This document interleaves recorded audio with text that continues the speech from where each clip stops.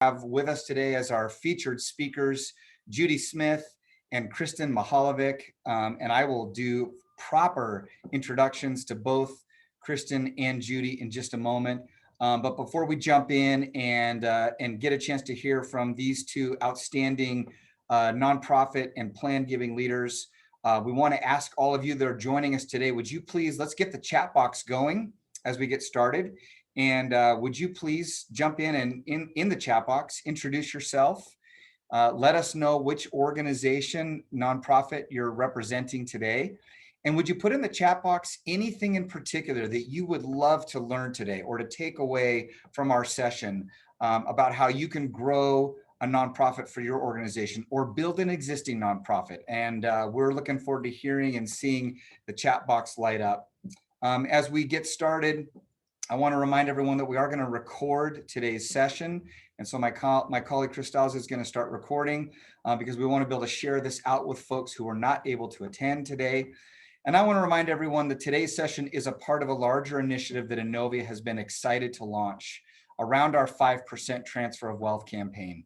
And we know that in our region, a staggering amount of wealth is estimated to transfer in the next 10 years. $42 billion to be precise, is estimated to transfer from one generation to the next in our region. And imagine the possibility for nonprofits and charitable initiatives if just 5% of that wealth transfer were designated to local community endowments, like the endowments that many of you on the call today have that benefit your nonprofit. That is our passion, that is our vision for the coming years. And so today's event is all about tactical strategies, tangible ways that you can build your nonprofit and maybe perhaps integrate some of this 5% campaign in our region. The impact would include, over $2 billion to benefit nonprofits and charitable causes across our region. And so that's our plan for today. And before we jump in and begin our session, I want to give a very warm welcome to our sponsor for today. And a huge thank you to Eide Bailly. Eide Bailly is one of the top 25 CPA firms in the United States, but more importantly, they have a passion for our local community and an office right here in our region, staffed with local experts and people who bring excellence, passion, and commitment to businesses and nonprofits around our region. And we're so grateful to have Eide Bailly as our presenting sponsor for this event and our event coming up in June. And we'll share more about that event soon. And so I'm just really honored today to introduce a local partner with Eide Bailly's office in Spokane, Scott Laplante. Scott is a tremendous leader in our region. He has passion for the long-term viability and sustainability of nonprofits. And since 2003, Scott's been providing high-touch service and solutions to businesses and nonprofits around a variety of solutions to help them grow, have excellent finances, and develop all that they can be as organizations. And so we're grateful to have Scott with us today. Scott, would you share a warm welcome and a greeting on behalf of Eide Bailly? Thank you for your generosity and your sponsorship. Sure, thank you, Aaron. Appreciate the kind intro there. As Aaron said, I'm Scott Laplante. I'm an audit partner with Eide Bailly. Thanks for joining today. We're proud to continue to work with and partner with Innovia and support the many great nonprofits in the region. Working with nonprofit organizations, as Aaron said, is one of our focuses at Eide Bailly. We're a top 20 accounting firm in the nation and have a deep understanding of the industry, challenges, and aim to provide services that help organizations like yours be successful. Past year, a lot of our conversations with clients like you have shifted from the guidance we can provide, like insight on forgiveness of provider relief funds, PPP loans, advice on COVID grant funding, preparing for single audits, managing cash flow, and so much more. So bottom line, no matter what challenges your organization face, we feel like we have the right people and capabilities to help find a solution. Again, thanks for Innovia Foundation for putting on this event. And thank you all for the great work you're doing in our community. Feel free to reach out to me if you have any questions I can answer. Thank you, Scott. If you wouldn't mind putting your contact info in the chat box, we would encourage all Sure. of you. If you need help, can't speak highly enough of the great work that Eide Bailly does. So thank you very much, Scott. All right, and with that, we're going to turn it over. We've been excited in our planning for today's event to bring in two outstanding thought leaders and experts in this work from across the country. And so it's my pleasure and honor to introduce first Judi Smith. In more than 3 decades and experience in fundraising, Judi has been, she served in so many roles, an executive director, a capital campaign director, director of planned giving, and as a fundraising consultant to nonprofits. She's received multiple awards as a thought leader in this work, and now works as president of GivingSMITH, where she supports and partners with nonprofits to help them advance to the next level of their fundraising development and to build long-term sustainability. And so what I love about having Judi with us today is that her work and her career align so beautifully with the purpose and mission of Inovia Foundation to come alongside all of you and to build long-term funding strategies and viable endowments that support the work of your nonprofit. And joining Judi today is her former colleague and friend, and I think you're going to be delighted to see the way these two ladies work together and play off of each other. But Kristin Mihaljevic is also joining us today. Kristin is the director of planned giving at the Arizona Community Foundation, where she has served for over 15 years in a variety of leadership roles. But her passion is supporting the capacity and the growth of nonprofits across the state of Arizona. So we are so honored to have both Kristin and Judi with us today. And with that, I will turn it over to the two of you. Thank you, Kristin and Judi, for being with us.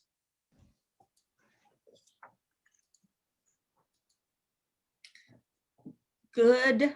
I guess it's morning. Of course, we're in the same time zone. It's still morning. All right. You never know when you're presenting virtually. I think I present in Michigan next week and they're like 3 hours ahead of me. So that kind of plays with your brain. I'm Judi, as you can probably tell, and Kristin's there, all dressed in white, you know, against her bland background, because that's what her requirements from her organization. Now that I'm a freewheeling fundraising consultant, I can kind of do what I want to. So Kristin and I will bounce back and forth just because that's what we do. We haven't presented together in more than 1.5 years. So I'm going to take it away with this program that we put together on ideas for building endowment. So let's see if it will go forward. And it's not advancing. Click on the screen, Judi. What? Click on the screen. I am. And now there we go. You go. Woo! All right. See, this is how it works. You know, I'm a technical idiot and Kristin is my brains for technology. So basically today we're going to talk about the fact that endowments are mostly built through assets. You know, you're not going to build a lot of endowment with people writing checks to you. So those assets are mostly going to come through planned gifts. And we've got another session coming up that is a deep dive into planned gifts, but this is really about building. You know, and we're going to give you some strategies, but the right way is the way that works for you. So as we're going through this, some of the stuff you'll say, oh, that's a great idea. And other stuff you're going to go, maybe not. So here are some ideas that we've got that are going to let you rock and roll in building endowment. So the very first idea is that you have to excite your executive director and your board. I mean, if they're not on board, you're dead in the water. So here are some things that you have to know about to get them excited. First of all, it is not going to hurt the annual fund. And we have a slide that we're going to show you that Kristin is going to tell you the secret word for this slide. But anyway, it will not hurt the annual fund. Now, another thing that your executive director and your board may tell you is that, well, you know, we were talking, you know, about all the secret lingo that you have in planned giving, CRUTs and CRETs and NIM-CRUTs and FLIP-CRUTs and all kinds of stuff. You don't have to know all that. So it's not like you have to have all this legal expertise to do this. And then they're going to, yeah, Kristin, what were you going to say? Oh, no, I'm just agreeing with you. Okay. Don't get intimidated by this. Absolutely. And then they're going to say, oh, but we don't have any wealthy donors. You know, we're a rural nonprofit. We don't have anybody with money. Well, we're going to debunk that myth too. And then they're going to say, costs too much money. We can't do a planned giving program. So Kristen, tell them about how we converted one executive director with Save the Family. Oh, absolutely. So a really great nonprofit in the Phoenix area was approached by a donor that was interested in making a gift, a large gift. But he was really concerned because they didn't have any endowment and they didn't have any planned giving program. And so the leadership of the organization, the board of directors, sat back and said, our team is going to get involved in endowment building. So this would not be an obstacle to getting those larger gifts.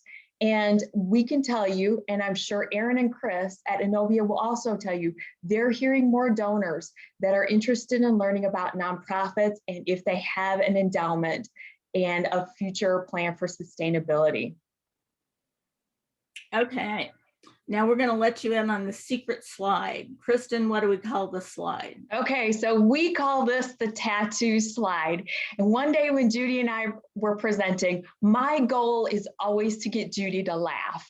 And we were presenting and she was talking about her hero, Russell James out of Texas Tech, and his army of interns that make it so that we have evidence about planned giving and statistics to back that up. And I said that if Judi Smith was ever going to get a tattoo, this would be it right here. And here is that evidence. I'll tell you, I worked for a nonprofit that had $1 million endowment, and I talked with the executive director about growing the endowment. And he said, the first thing he said was Judi's bullet point on the last slide. It is going to rob our annual givers. I wish I had this in my back pocket to be able to share with him at that time, because right there you can see the annual giving before a donor makes a planned gift, and then the annual giving after they've made that planned gift. Yes, it drops off a little bit, but it never goes back down to that pre-planned gift level. They are now invested in your organization, and this is what's going to continue to drive your efforts to get planned gifts when you talk with donors.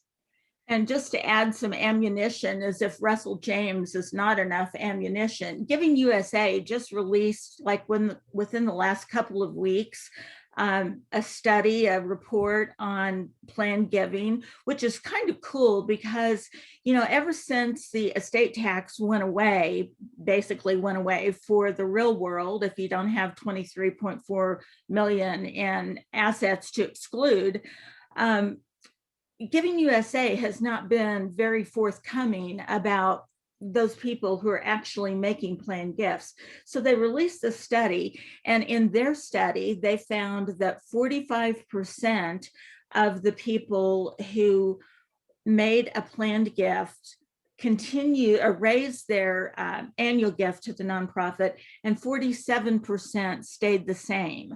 So that's 92% of donors who make a planned gift to your organization who are either going to increase or maintain. So don't let your ED and your board get away with this myth. Okay, let's talk about the next thing that you're likely to hear. Oh, we don't know all the words. You don't have to. You know, think of the people who are doing the work for you, not only Innovia, but the attorneys, the stockbrokers, the financial planners. They're doing all the work. You just get the money. So where you need to protect yourself and get smart is join local and national plan giving and estate planning groups so you can learn a little bit of that lingo and you can help your donors move toward their financial planner or talk to their CPA or suggest that they might want to do a certain kind of trust when they visit with their attorney. So don't let that, just remember, it's the professionals who do the work, not you. All right, here's the other thing you're going to hear. Well, we don't have any wealthy donors. Well, Stelter did a study several years ago, and in their study, they found out that anybody who's given you $500 as an annual gift would be willing to consider a conversation about a legacy gift. And if they've already given you $2,000, you may already be in there and just not know it. I'm going to go back to that Giving USA study too, since it just came out. They found that 28% of the people who did planned gifts, who did legacy gifts, had estates valued at less than $1 million, and that included their home.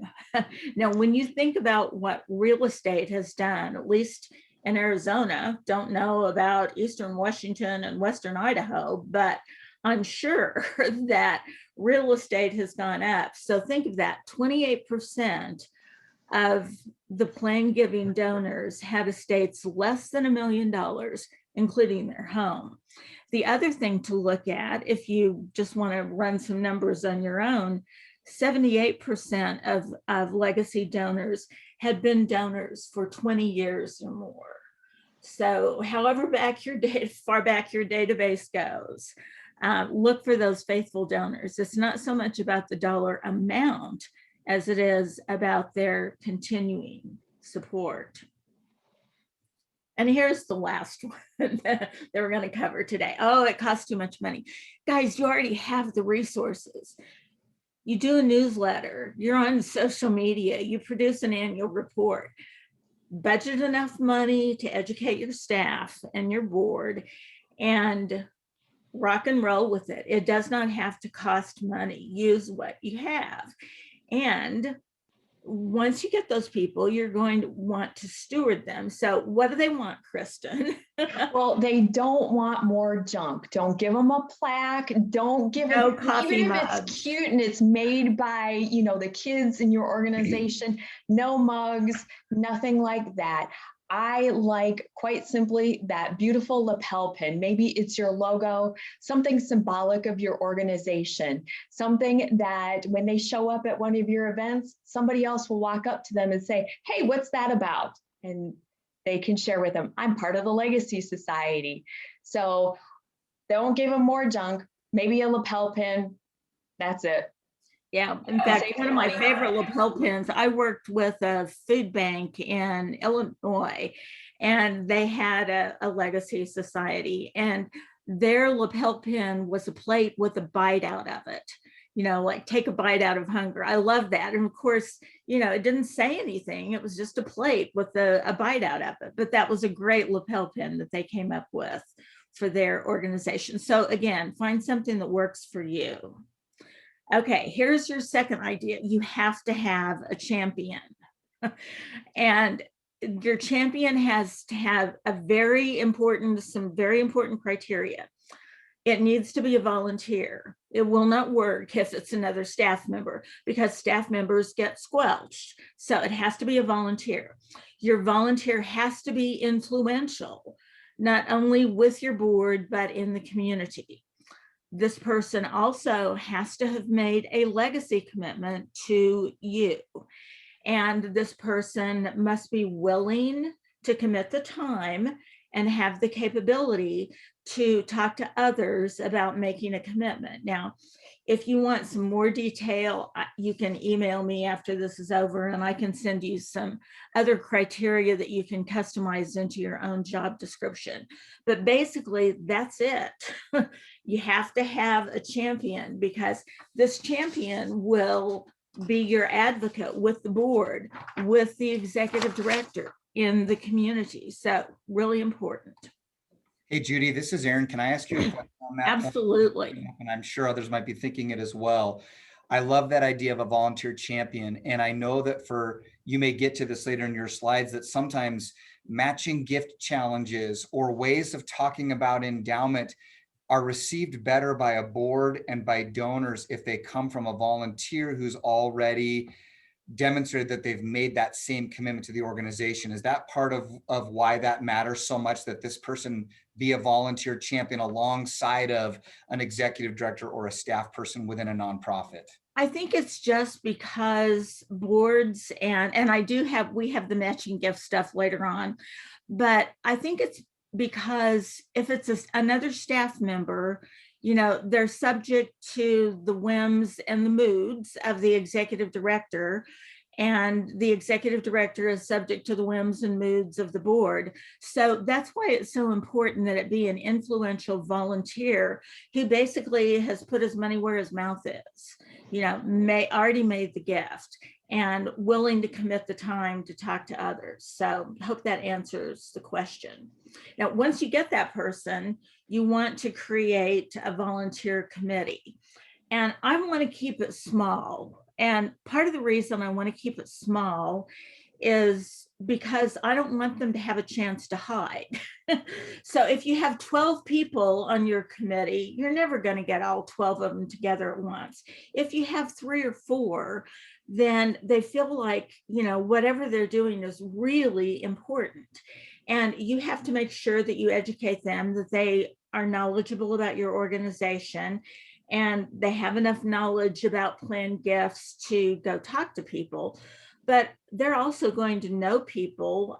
If you show them a list of potential legacy donors, if you go to your database and you run all the people who've given for the last 20 years or the last 10 years, or you pull out all those people who have ever made a $2,000 gift, they're going to be able to look at that list and also, take off with some of them and suggest others. We've already said they have to make their own commitment first.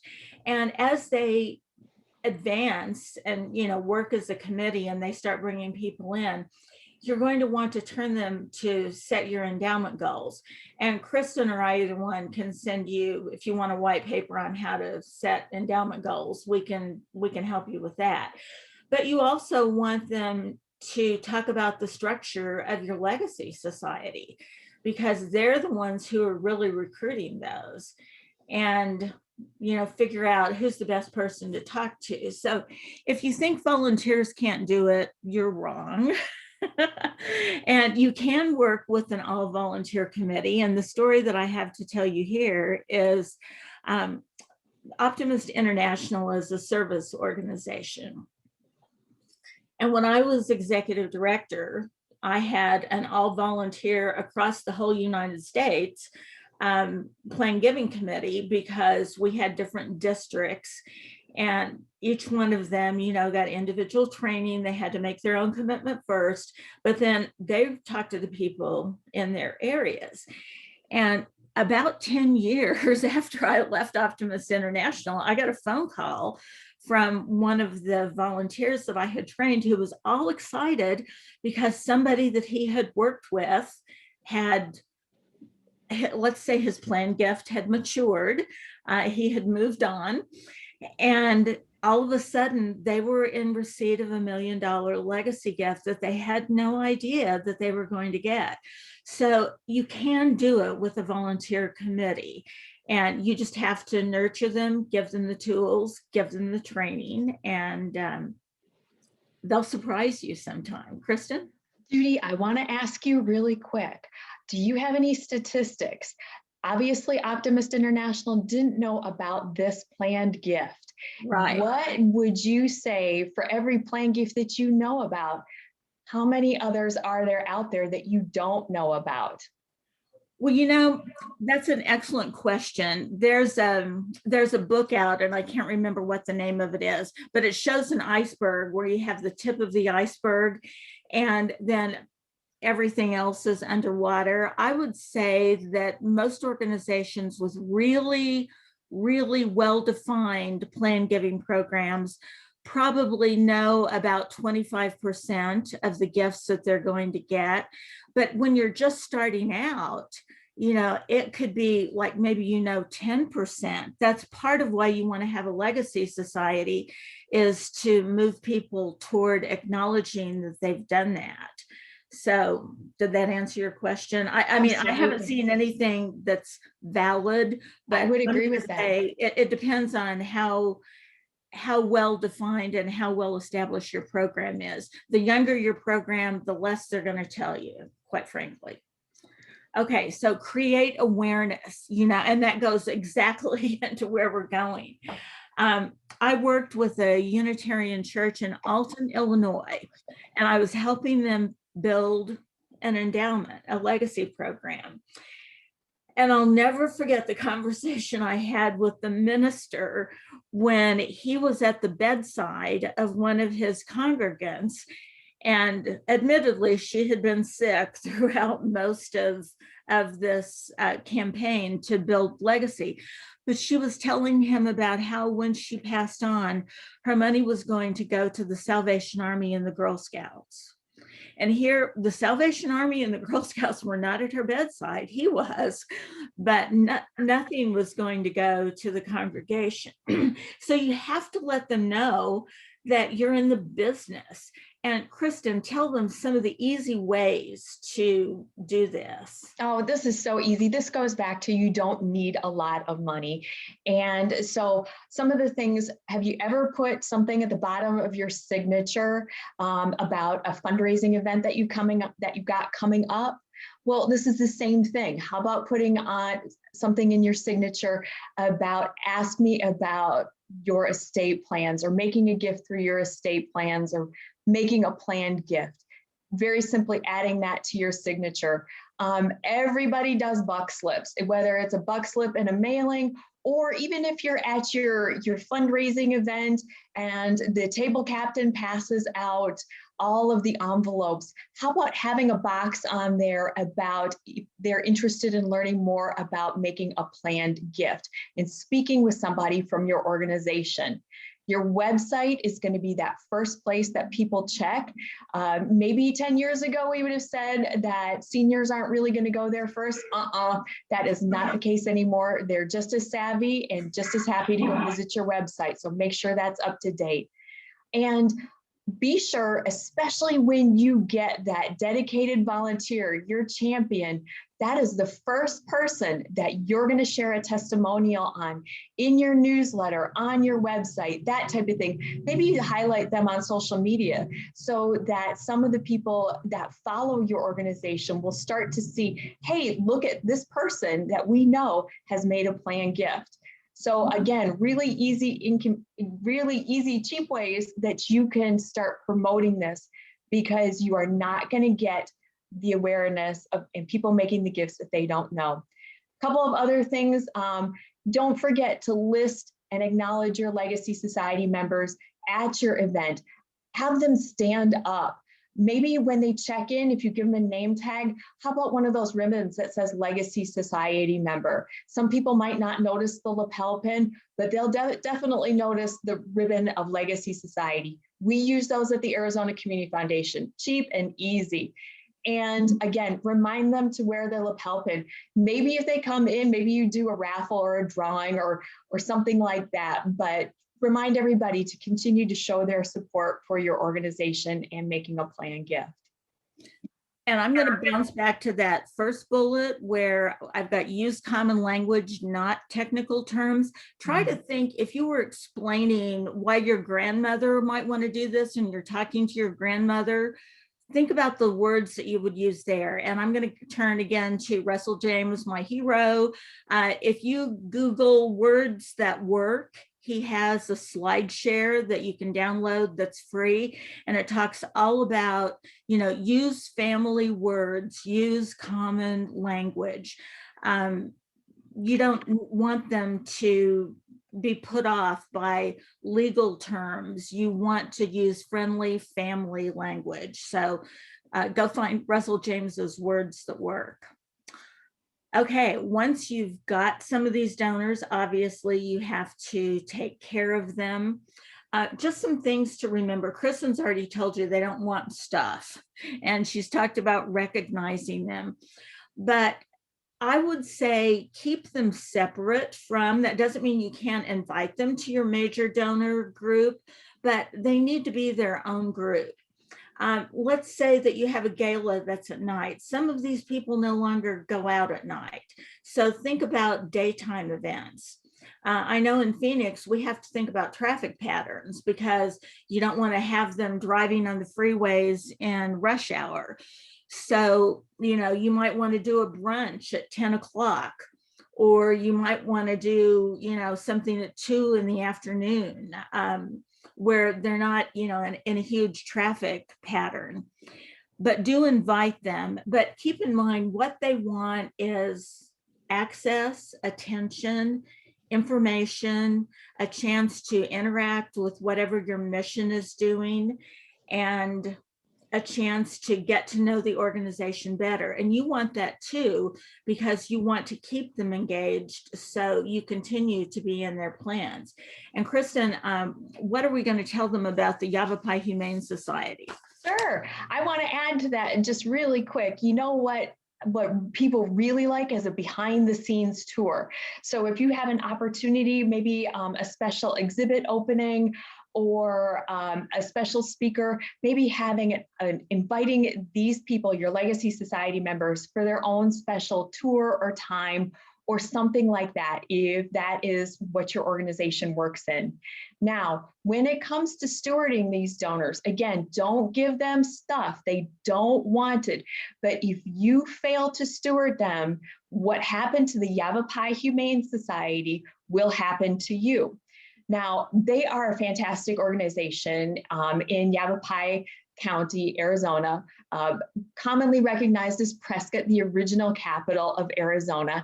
And it is beautiful there. And we all in Phoenix want to go up there during the summer because there you will experience, a beautiful Chamber of Commerce, 75-degree days, just like in Spokane today, but it's perfect. They had a wonderful board member that advocated for them, that helped them raise money. And when she rolled off the board, nobody continued to stay in touch with her. They didn't invite her to events. They didn't reach out to her. And so when she passed away, imagine their surprise when they read the obituary where she left money to a competing animal rescue organization, not even in the state of Arizona. And so there's your perfect example. They still, at the Yavapai Humane Society, this hurts because it didn't need to happen. So just because your donors stop attending your events, if they've pledged and made a gift to you, make sure that you stay in contact with them. They're just probably getting older. Maybe they're not comfortable driving, or definitely not driving at night. So you need to make sure that you continue to steward them. This is where picking up the phone, maybe stopping by on a birthday or something like that makes sense to you. Yeah, in fact, statistics show that in the last 10 years, probably when they hit early to mid 80s, the last 10 years of your donors' lives, they may even stop making their annual gift because they just, they're facing health challenges or maybe the death of a spouse, and they're probably not coming to your events. So it's really important that you maintain contact. Don't cut them off your newsletter list. Do stay in touch, remember their birthdays, pick up the phone and call them, and keep in mind that they're not likely, once they get really elderly, to make long-term plans. So if you invite them to lunch next month, they're probably going to say no because they don't know how they feel. But if you pick up the phone in the morning and say, hey, I just realized I'm going to be over in your area, you're part of the cities around early afternoon, and I have time for lunch. Are you free for lunch today? You might be surprised that they would be happy to go with you. So it's really, really important to take care of those donors. Okay, moving on. Involve professional advisors. And that's something that I would have to say Arizona Community Foundation does an outstanding job of. But a lot of the things that Arizona Community Foundation does are things that if you're just starting your endowment, or if you have a relatively new endowment, that's not going to be that helpful for you. So start out thinking about who are those people closest to your board members, their own financial advisors, people who are donors to your organization, people who are already connected in some way. Start out by making sure that they're aware of your endowment program. Put together a folder with brochures and business cards that they can hand out. Check back periodically, and keep in mind that for estate planning attorneys, December is a horrible month. For CPAs, January and April are horrible months. So try to figure out times when they're not slammed professionally to check in with them. If you have a way that you can offer them free continuing education training, that's a good opportunity for them, and ask them to share their expertise. Remember how we talked about you don't have to know it all? Let a financial advisor do an article for you about how easy it is to make a charitable gift at the end of the year, or invite Scott to come in and do a presentation for your staff and donors that talks about the ins and outs of using your IRA for qualified charitable distribution. And slowly put together this team that you can pick up the phone when somebody asks you a technical question that you don't know the answer to, and they'll give you the answer for free. And eventually, you can structure a true professional advisors group. And when they do something for you, these are the people that you want to recognize on LinkedIn. Now, Kristen, you were going to tell them about, not, I think, about ACF, but about SARC and what they've done. Yeah, SARC is a local nonprofit, Southwest Autism Research and Resource Center, excuse me. We all just know it as SARC, and we know exactly what it is. And they are really good at this. They do the things that Judi just talked about. They have events for their donors that talk about utilizing retirement assets or estate planning basics, things like that. But then they also cater, so they will bring in a professional to lead those sessions. And then they will also cater to professional advisors by having sessions that help them with their continuing education. And so by this, they have a large group of professional advisors that are already involved with their organization and are feeding them clients on a regular basis. Now, these clients might not necessarily know anything about SARC or autism, but because the advisor introduced them, it may also spark an interest in them being able to utilize the professional advisor to help them with their estate planning. Maybe it's not a specific autism organization, but hey, you know what? I love animals and I want this to go to animal welfare. And so the conversation, particularly for professional advisors having the conversation with their clients is the key. And if you bring in professional advisors to your organization, you're going to find that you start developing a reciprocal relationship. Yeah, it works really well. And I think that Beth at SARC has hit on the key, at least with her advisors. She invites them to a happy hour. And in Phoenix, we're kind of a hotbed of independent breweries. And so she gets a different brewery to sponsor the happy hour, come in and do their products. Then somebody talks about SARC and the opportunities there, and then they get their continuing education credit, and everybody stands around and has a great happy hour. So it works really well for her. Okay, so now we're going to try to get outside the box. And one of the things, just like Aaron asked about earlier, is get somebody to do a matching gift. Matching gifts will work. But here's some non-traditional ways. I love to have a brainstorming session with an organization where they actually sit down and think, if we had $1 million in endowment and we had a 4% spending policy, that would mean we have $40,000 every year that we don't have right now. Or what if we had 5 million? That'd be 200,000. Or if we had 10 million, 400,000. And then they start thinking about wow, you know, this is a possibility. And how could it change our organization? How could it advance our mission? So this is a good way to work with board and staff in terms of visualizing what they could do if they get serious about endowment. If you are a ticketing organization, you pay sales tax, at least you do in Arizona, you pay sales tax on your tickets. So add an endowment on there. And whether it's $1, $2, $5, again, work it backwards from your goal. I worked with a performing arts center, and I was trying to think how many days a year they were dark, and I couldn't remember because it's been too long. But let's just say that they were dark half the year because they had to prep, have prep and rehearsal and so on.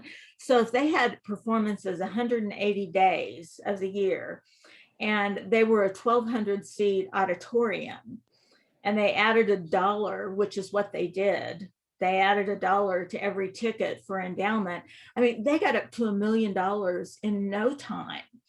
But if you're a smaller organization, say maybe you only have 30 performance days a year, make it $5 per ticket. I mean, you know what the market will bear in your particular venue, but that's an easy way and it's painless. And every time it says endowment, you're making people think, oh, endowment, that's a good idea, or put the name of your fund, whatever it is.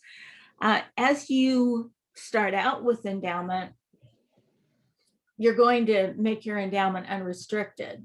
But as you go down the road, there are going to be people who are going to want to segment it off. Maybe they want to name a program, maybe they want to do a scholarship, maybe they want to have an award named after them. So yes, you, as Scott would tell you, you do have to segment those funds, but you can invest them separately. It's just an accounting measure.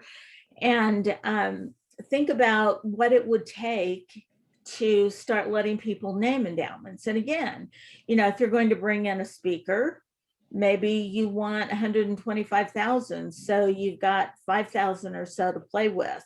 On the other hand, if it's an award that you give at 1,000 a year, a $25,000 endowment would cover the award. So, think about those criteria. And again, this is not something you do immediately, but as you go forward, you're going to go beyond that unrestricted endowment. And as Erin already told you, challenge gifts work great. And again, if you can get one of your champions to do that so that you have a matching gift, even if it's only $25,000 to get started, the first 25 people who give us $1,000 are going to have their gift matched. And you can do that over and over and over. So that's a great opportunity. You could also pick one of your events and dedicate the proceeds from that event to the endowment and tell your donors why. Again, we're trying to get up to $1 million.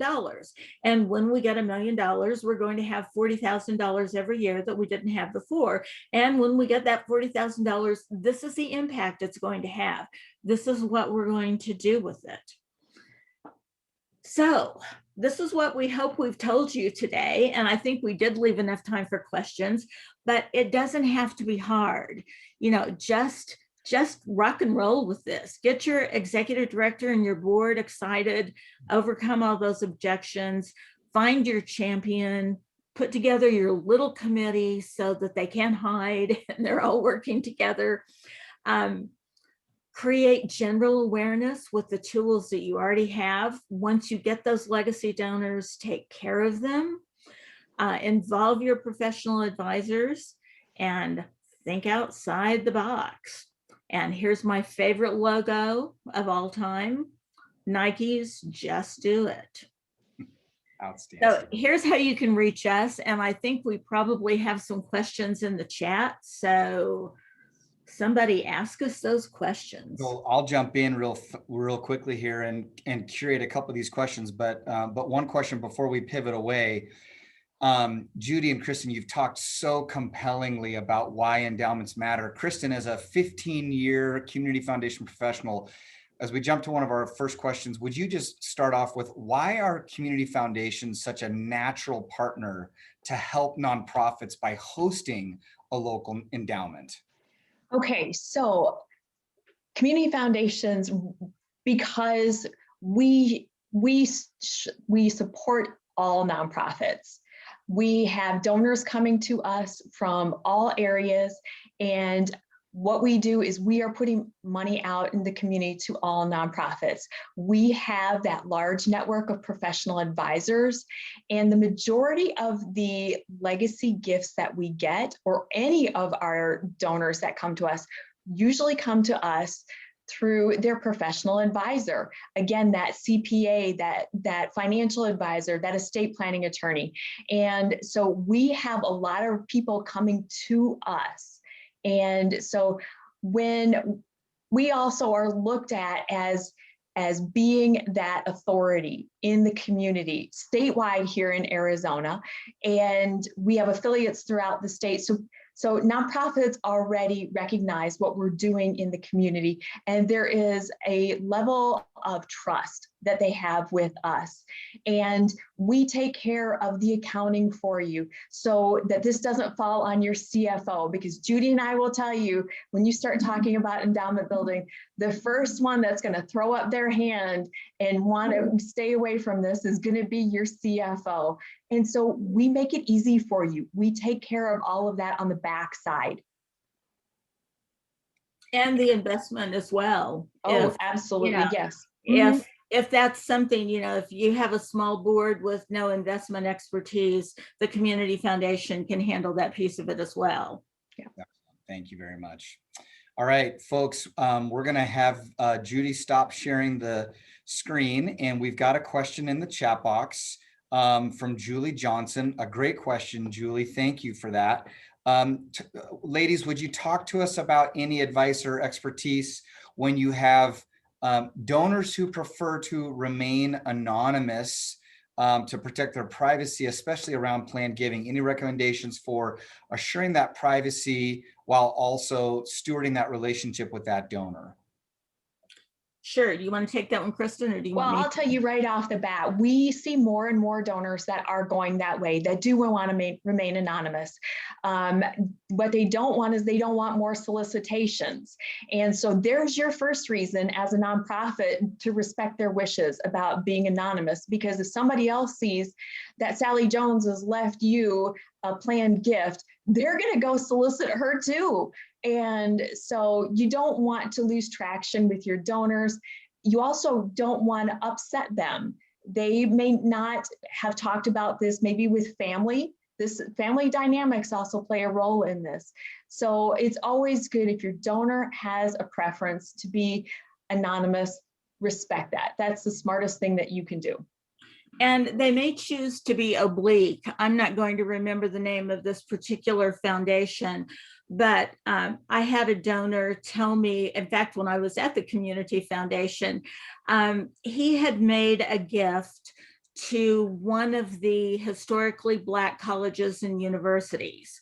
And he said, I now know, and I'm not going to remember the exact number, but I think he said 73. I now know that there are 73 HCBUs because every one of them solicited me after they learned about my gift to thus and such. So he gave his private foundation a name like the Sunshine Foundation or something like that. And so it's very important that when you are acquiring these donors, you get their permission to list them, and that you list them in the way they wish to be listed, because they may not want their name out there. They may want something completely oblique and something that really can't be traced to them. Great. Thank you so much. Phil, I just got a note that you need to step away from the meeting. I was about to tee up your question. If you can hang on for another minute there. Phil Huff, who's one of our outstanding nonprofit leaders up in Sandpoint, Idaho, asked the question around best practices for accounting for gifts towards the endowment separate from those towards annual operating accounts. Kristen or Judi, is that something that you could speak to, and Phil maybe can jump in and clarify if that would be helpful on the nature of that question. Actually, Scott could probably answer that better than I could. Scott, do you want to tackle that one? The separate accounting for them. Yeah, I mean it's really not done any differently. They just have to be segregated into separate line items, whether you have a separate organization that's a endowment foundation or if it's within the same organization. But as you alluded to earlier, you have your unrestricted bucket and then you have your with donor restrictions. So that's really the accounting for it, is making sure that you are staying true to those donor restrictions. And there is some separate endowment footnotes and financial reporting. Right. And 990 reporting as well. Excellent. Thank you, Scott. Appreciate that. All right. Well, everybody, please feel free to unmute and jump in. We've got a few minutes left before we want to close out with some closing remarks. But what other questions do you have for Judi or Kristen? Hey, Judi or Kristen. So in your experience, what really turns the knob for the directors, for the boards, when somebody's pitching the idea of the endowment, maybe you've taken care of the myths, what really gets them excited? What really gets them fired up to go down that road? I really like that visioning exercise, Richard, where they sit there and because they're familiar with the organizational budget, they know what the limitations are, they know what keeps getting backburnered.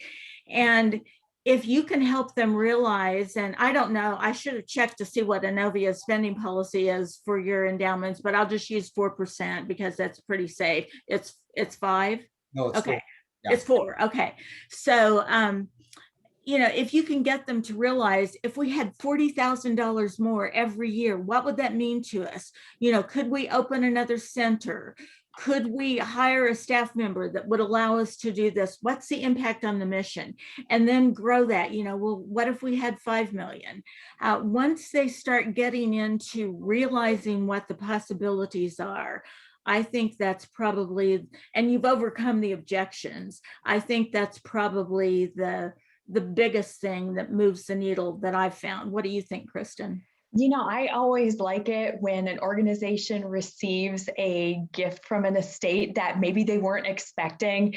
And even if it's small, 25,000, 40,000, the recognition of the power of that gift, and what if we started a pipeline and getting more of those coming, that's pretty powerful too. That makes you feel really excited, especially if it's somebody that you knew that was already a volunteer, maybe they were already supporting you, and you saw the power of that type of gift and the potential for it. So Judi and I could probably share stories all day about nonprofits receiving gifts and what it has meant to them and what they've been able to do with it. So I love that. Fabulous. We have time for a few more questions. Would folks like to jump in and ask anything else of Kristen or Judi? Dick Molstead, are you wanting to ask a question? Oh, I think you're muted here. Dick, I think you're muted. That should be better. There you go. All right. Sometimes some nonprofit fundraising groups tend to be a little bit conservative on the return on investment. Or the wealth management aspect, what suggestions do you have for improving ROI on these type of funds?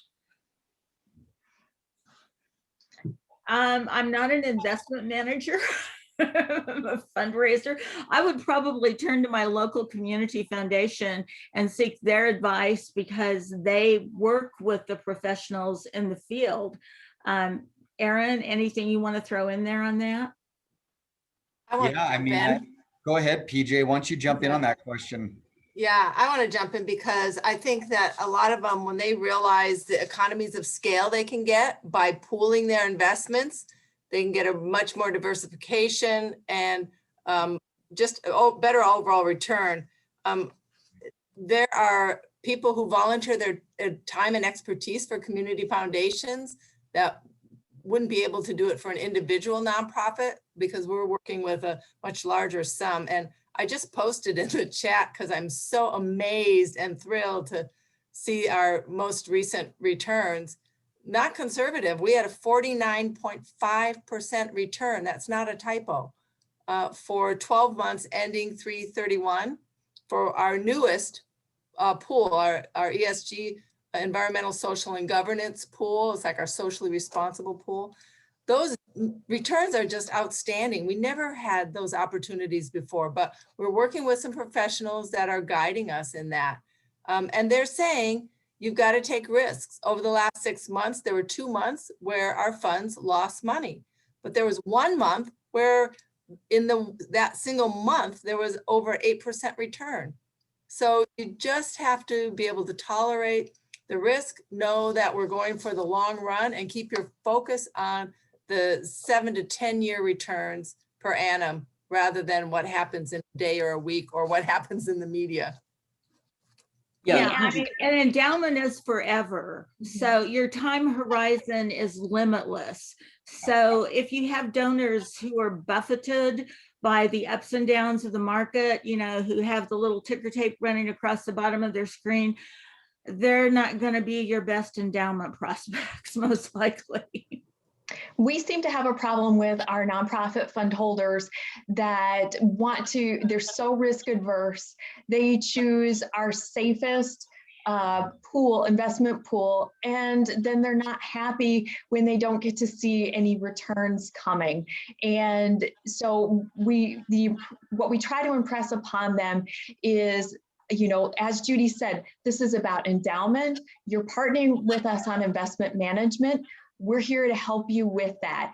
And, you know, PJ, like you've had with your ESG fund, our socially responsible fund in the last 12 months has just had outstanding returns. And so we have a lot of fund holders that are very happy with what they've seen in the last 12 months. And if you think back to 12 months ago, 12, 13 months ago, you know, what was happening with the market, we've definitely had a really great year, and all of our fund holders, including our nonprofits, have really benefited from that. Fabulous. Judi and Kristen, thank you so much. Before we let you all jump away, I just want to share my screen again and give a reminder that this event is part of our campaign. Can everyone see my screen? No, maybe I didn't share my screen. There we go. This event is a part of our 5% invested, fully committed campaign, which we're launching across the region. And as you could hear in today's comments, the messaging and the strategy behind this campaign is our belief that people who live in Eastern Washington and North Idaho love this community.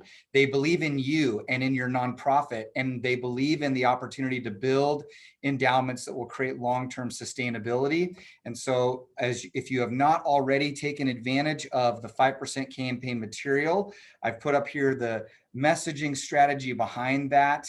And at the bottom there, that our goal is to provide a clear, compelling, and an urgent call to action. We don't want folks in our region to wait. The goal here is to inspire everyone to plan now to give 5% and make a lasting impact for their community or for their favorite charitable nonprofit through building endowments. Here's the reminder of the dates. We are midway through the first wave of the 5% campaign. So reach out to us if you've not yet received the collateral. You can message me now or put your email in the chat box, and we'll gladly share the partner toolkit with you. We encourage you to use it. It's full of all kinds of great material, from social media content you can simply copy and paste into your own personal or organizational Facebook or other social media pages. It's got content you can use on your website or in an email to your supporters.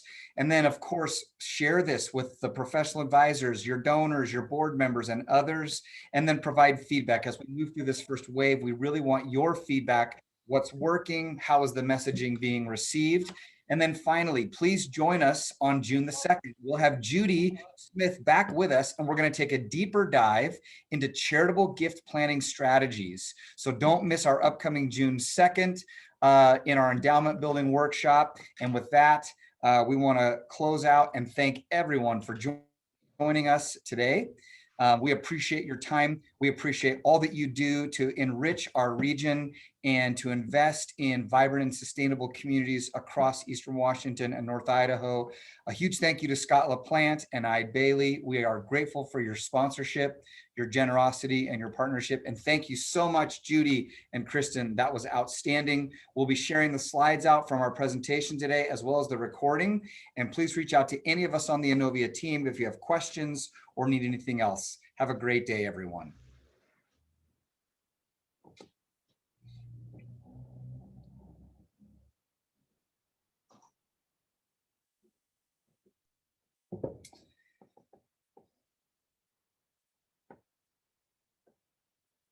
Nice to see you, Molsteads. All right. Thanks, everyone. Have a great day.